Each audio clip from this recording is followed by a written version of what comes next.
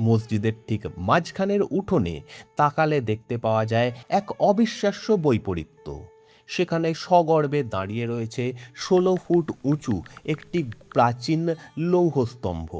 ১৬০০ বছরেরও বেশি পুরনো গুপ্ত রাজবংশের রাজা দ্বিতীয় চন্দ্রগুপ্ত বিক্রমাদিত্যের আমলের এই স্তম্ভটি মূলত ছিল একটি বিষ্ণুধ্বজ, যা একটি বিষ্ণু মন্দিরের ঠিক সামনে প্রতিষ্ঠা করা হয়েছিল।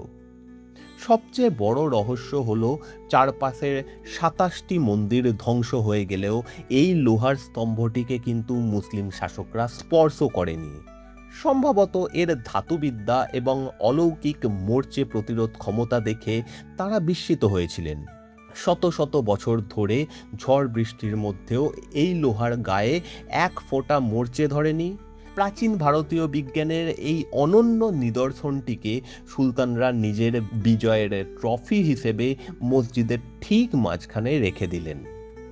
একপাশে খিলানযুক্ত ইসলামিক দেওয়াল, আর ঠিক তার সামনে প্রাচীন ভারতের এক বৈজ্ঞানিক বিস্ময়। এই দৃশ্য যেন দুই ভিন্ন সভ্যতার এক অদ্ভুত জবরদস্তিমূলক সহাবস্থানের গল্প বলে।